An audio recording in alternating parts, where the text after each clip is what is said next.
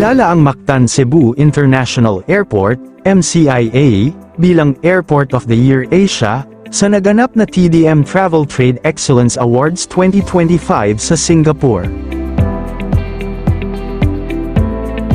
At bago natin ituloy, kung ikaw ay bago pa lang sa aking YouTube channel ay huwag kalimutan mag-subscribe at e-click na rin ang bell icon para lagi kang updated sa mga bago kong upload video. Napanalunan ng MCIA ang parangal dahil sa matagumpay nitong programa na tinatawag na SebConnects. Ang inisyatibong ito ay naglalayong gawing mas mabilis at maayos ang paglilipat ng mga pasahero, air-to-air transfers, sa loob ng paliparan.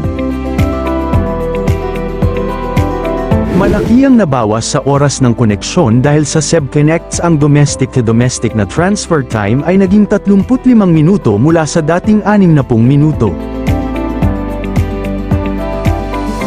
Ang international-to-domestic, domestic-to-international, at international-to-international transfers ay naging 60 minuto mula sa dating 70 minuto.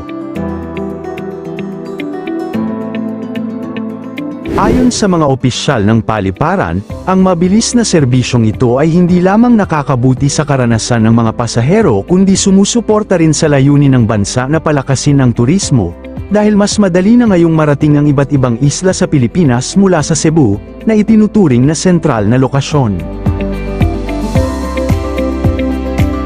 Ang pagkilalang ito ay nadagdag sa koleksyon ng mga parangal ng MCIA, kabilang na ang pagiging Best Airport in Asia Pacific, sa kani-kanilang kategorya noong 2024 Airport Service Quality, ASQ, Awards.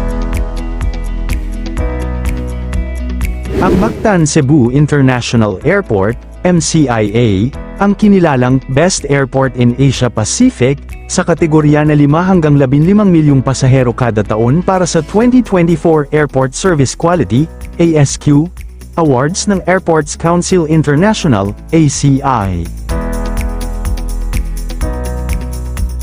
Kinilala ang airport sa mahusay na serbisyo sa mga pasahero, batay sa feedback ng mga ito. Ito ay patunay ng dedikasyon ng MCIA team at ng kanilang mga partner sa pagbibigay ng world-class na karanasan sa paglalakbay. Samantala, maglalagak ang SM Prime Holdings ng 3 bilyon pesos sa pamamagitan ng subsidiary nitong Costa del Jamilo Incorporated para sa isang upscale eco-resort na tinawag na M-Village sa Nasugbu, Batangas. Matatagpuan ang 12 ektaryang master plan community na ito sa loob ng Jamilo Coasts Marina Estates at inaasahang matatapos sa huling bahagi ng 2028. Ang M-Village ay idinisenyo para magbigay ng isang kumpletong karanasan sa marina lifestyle, kung saan ang mga daanan ng tubig at berdeng koridor ay mahalagang bahagi ng pang-araw-araw na pamumuhay.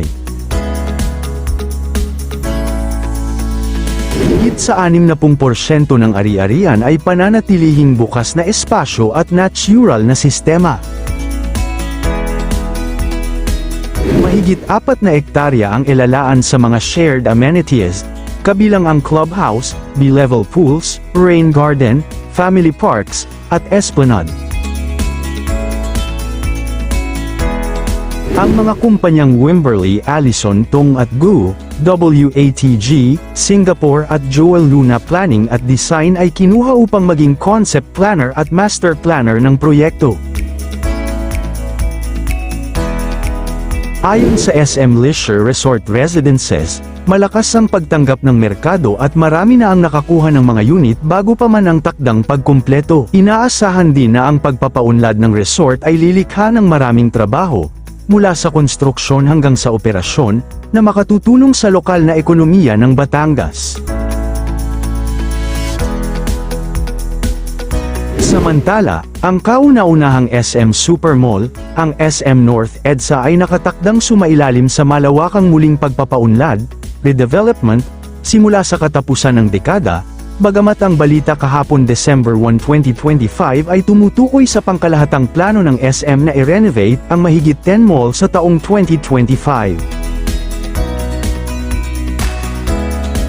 Ang SM City North EDSA sa Quezon City ang kinikilalang kauna-unahang supermall na binuksan ng SM noong November 8, 1985.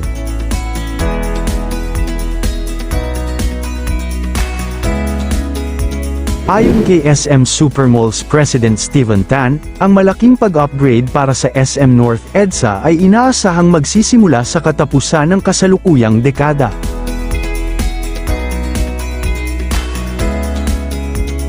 Ang muling pagpapaunlad ay bahagi ng mas malawak na diskarte ng SM na panatilihing relevant o napapanahon ng kanilang mga mall at magbigay ng mas magandang karanasan sa mga mamimili. Plano ng kumpanya na gawing mas greener, smarter, at more people-centered destinations ang kanilang mga pasilidad.